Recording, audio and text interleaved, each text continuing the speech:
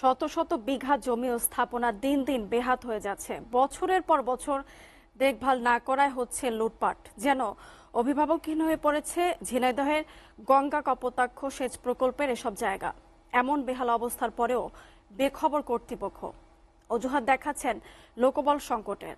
ঝিনাইদহ থেকে ফয়সাল আহমেদের প্রতিবেদন। বন জঙ্গলে ছেয়ে গেছে স্থাপনাগুলো, খুলে যাচ্ছে ভবনের ইট, ধসে পড়ছে দেয়াল, কোথাও আবার চুরি হচ্ছে দরজা জানালা সহ লোহার গেট। এরই মাঝে দখলে মেতে উঠেছে স্থানীয় প্রভাবশালীরা, গড়ে তুলেছে দোকানপাট, ঘরবাড়ি ও বিভিন্ন স্থাপনা। বছরের পর বছর এভাবেই বিলীন হচ্ছে ঝিনাইদহের গঙ্গা কপোতাক্ষ সেচ প্রকল্পের শত শত বিঘা জমি ও স্থাপনা। কারণ হিসেবে কর্তৃপক্ষের দায়িত্বহীনতা ও উদাসীনতাকেই দুষছেন স্থানীয়রা। তারা বলছেন, জায়গা ও স্থাপনাগুলো দখলমুক্ত করে ভবনগুলো সংস্কার করলে লাভবান হবে স্থানীয়দের পাশাপাশি সরকারও। পানি উন্নয়ন বোর্ডের অসংখ্য পুরাতন ভবন আছে যেগুলো একেবারেই বেদখল হয়ে গেছে। শুধু বেদখলই হয়নি, সেগুলো দেখভালের অভাবে একদম ধ্বংস হয়ে গেছে। পানি উন্নয়ন বোর্ডের যে জায়গাটা আছে, এটা আমরা দীর্ঘদিন ধরে দেখতেছি অযত্ন অবহেলায় পড়ে আছে।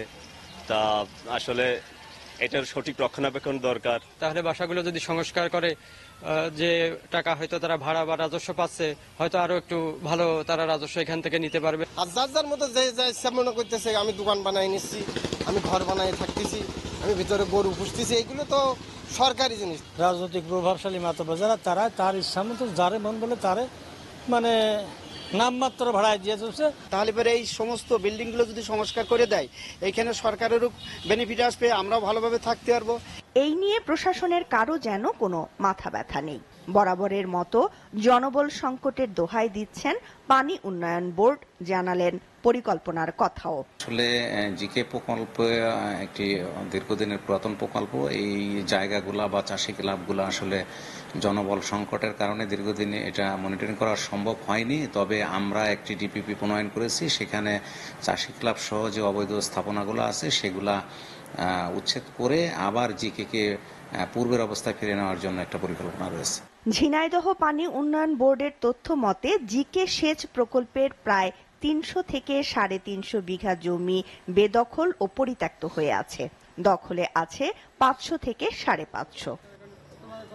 এসসিটিভি নিউজ ডেস্ক।